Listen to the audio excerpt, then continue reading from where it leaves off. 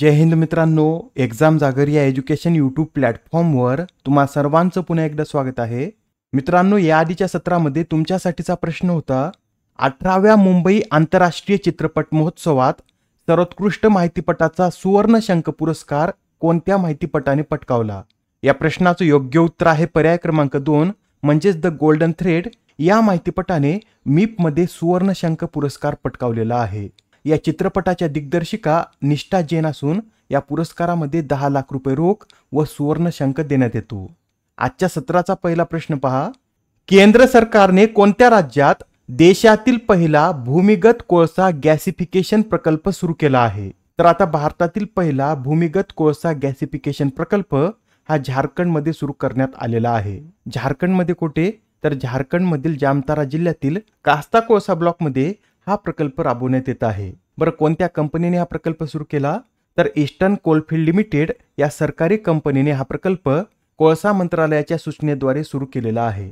मित्रांनो, यासहच हे सुद्धा लक्षात ठेवा, उत्तर भारतातील पहिली फिनटेक सिटी ही उत्तर प्रदेशमध्ये स्थापन करण्यात आली. भारतातील पहिला बहुउद्देशीय हरित हायड्रोजन प्रकल्प हिमाचल प्रदेश. जगातील सर्वात मोठे अक्षय ऊर्जा पार्क गुजरात. भारतातील पहिल्या बॅटरी ऊर्जा स्टोरेज गिगा फॅक्टरीची निर्मिती जम्मू काश्मीर. पाण्याची वास्तविक माहिती देण्यासाठी पहिले पोर्टल सुरू करणारे राज्य राजस्थान. भारतातील पहिले इंडोर ॲथलेटिक्स आणि जलतरण केंद्र ओडिशा. देशातील पहिली वातावरणीय संशोधन प्रयोगशाळा मध्य प्रदेश. देशातील पहिले फ्युचर लॅब तिरुअनंतपुरम. भारतातील पहिले डॉल्फिन संशोधन केंद्र बिहार. स्टेनलेस स्टील क्षेत्रातील देशातील पहिला ग्रीन हायड्रोजन प्लांट हरियाणा. तर दक्षिण आशियातील सर्वात मोठा शस्त्रास्त्र प्रकल्प हा उत्तर प्रदेशमध्ये सुरू करण्यात आलेला आहे. प्रश्न क्रमांक 2. मित्रांनो, आता public examination prevention of unfair means act 2024 हा 21 जून पासून लागू करण्यात आला.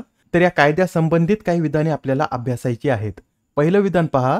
लोकसभेत 6 फेब्रुवारीला तर राज्यसभेत 9 फेब्रुवारीला पब्लिक एक्झामिनेशन या विधेयकाला मंजुरी देण्यात आली.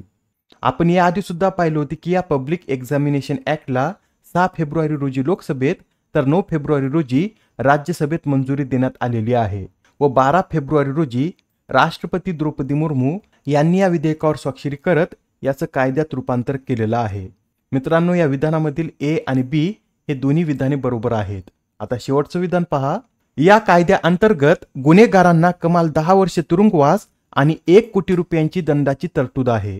तर हे सुद्धा विधान बरोबर आहे. या कायद्याअंतर्गत कमाल 10 वर्षापर्यंत तुरुंगवासाची शिक्षा केली जाऊ शकते. तसेच यात 1 कोटी रुपयापर्यंतच्या दंडाची देखील तरतूद करण्यात आलेली आहे. हे तिन्ही विधान बरोबर आहेत. या प्रश्नाचं योग्य उत्तर काय असेल? तर पर्याय क्रमांक 4 हे या प्रश्नाचं योग्य उत्तर आहे. आता हा प्रश्न पहा. बांगलादेशच्या पंतप्रधान शेख हसीना यांनी दिलेल्या भारत भेटीदरम्यान भारत आणि बांगलादेश या देशांमध्ये एकूण किती करार करण्यात आले? तर या 2 दिवसीय भेटीदरम्यान भारत आणि बांगलादेश या दोन्ही देशामध्ये एकूण 10 करार करण्यात आलेले आहेत. या करारामध्ये डिजिटल भागीदारी, हरित भागीदारी, सागरी सहकार्य, महासागर आधारित अर्थव्यवस्था, अंतराळ क्षेत्रातील सहकार्य, रेल्वे कनेक्टिव्हिटी, सागरी संशोधन, सुरक्षा आणि धोरणात्मक बाबींमध्ये परस्पर सहकार्य, आरोग्य आणि आपत्ती व्यवस्थापन व मत्स्य व्यवसाय या करारांचा समावेश आहे. तसेच या भेटीदरम्यान तिस्ता नदीच्या पाणी वाटपाबाबत चर्चा करण्यासाठी तांत्रिक टीम पाठवण्यासही दोन्ही देशांनी सहमती दर्शवलेली आहे. मित्रांनो, आता दोन्ही देशांदरम्यान नवीन रेल्वे सेवा सुद्धा सुरू करण्यात येत आहे व ही रेल्वे बांगलादेशमधील राजशाहीला पश्चिम बंगालमधील कोलकाताशी जोडेल. या भेटीदरम्यान इतर सुद्धा महत्त्वाचे निर्णय झाले आहेत, ते सुद्धा आपण पाहून घेऊया. भारत बांगलादेशातील सिराजगंज येथे भारतीय अनुदानाने नवीन आंतरदेशीय कंटेनर डेपो विकसित करणार आहे. तसेच या भेटीदरम्यान 1996च्या गंगा पाणी वाटप कराराचे नूतनीकरण करण्यासाठी एक संयुक्त तांत्रिक समिती स्थापन केली जाईल असे सुद्धा घोषित करण्यात आले आहे. हा जो गंगा पाणी वाटप करार आहे हा 30 वर्षासाठी करण्यात आला होता व 2026 पर्यंत हा करार चालणार आहे. भारताने आता बांगलादेशातील रंगपूर येथे सहाय्यक उच्चायुक्त कार्यालय स्थापन करण्याची घोषणा केली. तसेच भारत बांगलादेशच्या 350 पोलीस अधिकाऱ्यांना देखील प्रशिक्षित करणार आहे व आता भारतात उपचारासाठी येणाऱ्या बांगलादेशी नागरिकांसाठी ई मेडिकल व्हिसा सुविधा सुद्धा सुरू करण्यात येणार आहे. आणि भारताद्वारे बांगलादेशी पोलिसांसाठी जी मुक्तियोद्धा योजना राबवली जाते त्यात कमाल उपचार मर्यादा प्रति रुग्ण 8 लाख रुपये करण्यात आली आहे. ही जी मुक्तियोद्धा योजना आहे ही 2017 मध्ये सुरू करण्यात आली होती व ही योजना पाकिस्तान विरुद्धच्या स्वातंत्र्य युद्धात लढलेल्या व्यक्तींच्या वंशजासाठी सुरू करण्यात आली आहे? प्रश्न क्रमांक 4, आंतरराष्ट्रीय साखर संघटनेची 64वी परिषद कोणत्या देशात आयोजित करण्यात येत आहे? तर आता आंतरराष्ट्रीय साखर संघटनेची 64वी परिषद ही आपल्या भारतामध्ये सुरू झालेली आहे. ही परिषद 25 जूनला सुरू झाली असून 27 जून पर्यंत या परिषदेचं आयोजन नवी दिल्लीमध्ये होणार आहे. यावेळेस या परिषदेतील चर्चेचा विषय काय आहे? तर sugar and bio energy emerging Vistas हा या परिषदेचा विषय आहे. प्रश्न क्रमांक 5, 43व्या जागतिक वैद्यकीय आणि आरोग्य क्रीडा स्पर्धेचं आयोजन कोठे करण्यात आले? तर आता या ज्या 43व्या जागतिक वैद्यकीय आणि आरोग्य क्रीडा स्पर्धा आहेत याचं आयोजन फ्रान्स या देशामध्ये करण्यात आलं आहे. फ्रान्समध्ये कुठे? तर फ्रान्समधील सेंट ट्रोपेज येथे 16 ते 23 जून दरम्यान या स्पर्धा पार पडलेल्या आहेत. मित्रांनो, या स्पर्धेमध्ये भारताच्या सशस्त्र दल वैद्यकीय सेवेतल्या 4 अधिकाऱ्यांनी विक्रमी 32 पदके जिंकलेली आहेत.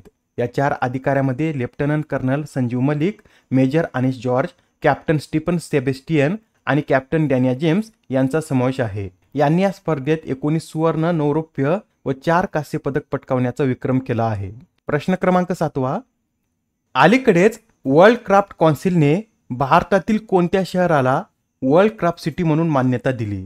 या प्रश्नाचं योग्य उत्तर आहे पर्याय क्रमांक 2 म्हणजे श्रीनगर या शहराला वर्ल्ड क्राफ्ट सिटी म्हणून मान्यता देण्यात आलेली आहे. मित्रांनो, याआधी 2021 मध्ये युनेस्कोने सुद्धा श्रीनगरला अशाच प्रकारची मान्यता दिली होती आणि आता वर्ल्ड क्राफ्ट कौन्सिलने सुद्धा अशी मान्यता दिलेली आहे. वर्ल्ड क्राफ्ट सिटी म्हणून मान्यता मिळवणारे श्रीनगर हे भारतातील 4थं शहर ठरलं आहे. याआधी जयपूर, मल्लमपूर आणि म्हैसूर या शहरांना सुद्धा वर्ल्ड क्राफ्ट सिटी म्हणून मान्यता देण्यात आलेली आहे. प्रश्न क्रमांक 7, लाल डोके असलेल्या गिधाडांसाठी जगातील पहिले संवर्धन केंद्र कोणत्या राज्यात स्थापन करण्यात येणार आहे?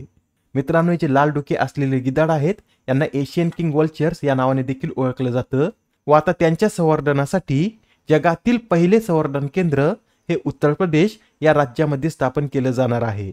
उत्तर प्रदेशमध्ये कुठे? तर उत्तर प्रदेशातील महाराजगंज येथे जटायू संवर्धन आणि प्रजनन केंद्र या नावाने हे संवर्धन केंद्र स्थापण्यात येणार आहे.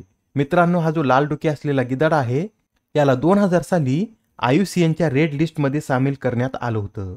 प्रश्न क्रमांक 8, कोणते विमानतळ हे FTITTP म्हणजेच fast track immigration trusted traveller programme launch करणारे देशातील पहिले विमानतळ ठरले आहे?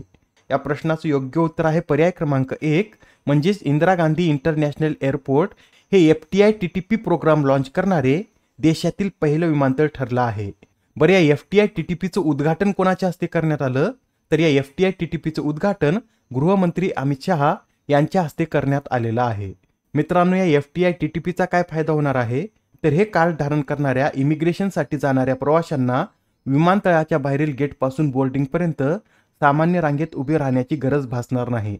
हे कार्ड मिळवण्यासाठी गृह मंत्रालयाच्या वेबसाईटवर अर्ज करावा लागणार आहे. अत्यंत महत्त्वाचा प्रश्न आहे, लक्षात ठेवा. FTITTP लॉन्च करणारे देशातील पहिले विमानतळ हे इंदिरा गांधी आंतरराष्ट्रीय विमानतळ ठरलं आहे. प्रश्न क्रमांक 9, कोणत्या संस्थेद्वारे स्टेट ऑफ ग्लोबल एअर 2024 हा रिपोर्ट जारी करण्यात आला? तर हा जो state of global air report आहे हा HEI म्हणजेच हेल्थ इफेक्ट इन्स्टिट्यूटद्वारे प्रकाशित करण्यात आला आहे. या अहवालातील माहितीनुसार वायू प्रदूषण हा मृत्यूचा जगातील दुसरा प्रमुख घटक ठरला आहे. आजच्या सत्रामधील शेवटचा प्रश्न पहा. अंमली पदार्थाचे सेवन आणि अवैध तस्करी विरुद्ध आंतरराष्ट्रीय दिवस कधी साजरा केला जातो? तर हा जो आंतरराष्ट्रीय दिवस आहे हा दरवर्षी 26 जून रोजी साजरा केला जातो. यावेळी या दिवसाची थीम काय आहे? तर the evidence is clear, invest in prevention अशी यावेळी या दिवसाची थीम आहे. आजच्या सत्रामधील तुमच्यासाठीचा प्रश्न पहा.